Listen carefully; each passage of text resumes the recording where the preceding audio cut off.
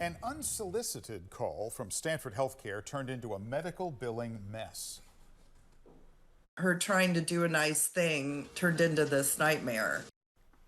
It all started with an offer to participate in a COVID research study. Now, 7 on your side, Stephanie Sierra got it resolved, and she joins us with how it all happened. Steph. Yes, Alma and Dan, have you ever been contacted to participate in a research study? In this particular case, a 7 on your side viewer was not only sought out by Stanford after her COVID diagnosis, but says she was promised no fees attached.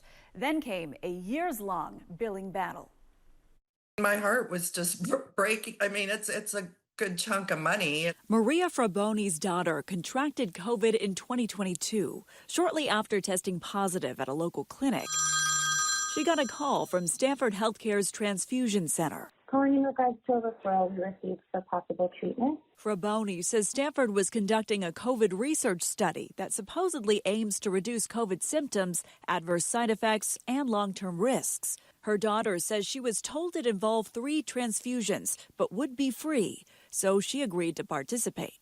Well, she had been charged all this money. Months after the transfusions, Fraboni got 2 hefty bills from Stanford in the mail, totaling more than $6,900. Sitting in shock, she tried sorting it out with the Stanford patient relations manager.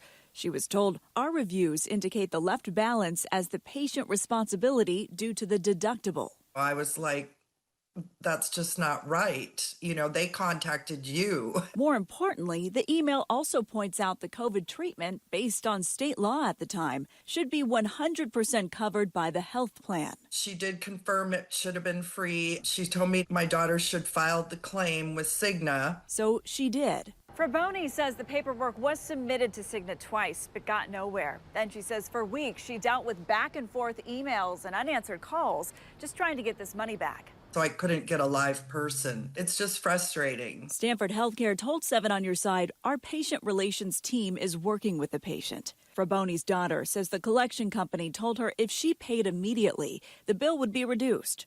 Exhausted from the process, she just paid the revised bill, more than $3,900. Cigna Healthcare told 7 on your side, while California law required full coverage for COVID-19 testing and certain preventative services without cost sharing in April 2022, it did not mandate full coverage for therapeutics, such as Veklury at that time. It is unfortunate that some clinical trial teams provided inaccurate information about coverage to their participants. However, a notice from the California Department of Insurance refutes that, specifically stating health insurers regulated by the state of California were required to cover that treatment free of charge to patients. For me, it's not about the money. It's just the principle, and her trying to do a nice thing turned into this nightmare. Now, Cigna says the law that required insurers to cover COVID-19 therapeutics didn't actually take effect until after the patient's transfusions. So we asked Stanford to consider waiving the fees in this case. And Dan and Alma, we did just get word their team is in the process of refunding the full amount as a courtesy. So a good resolution in the end here.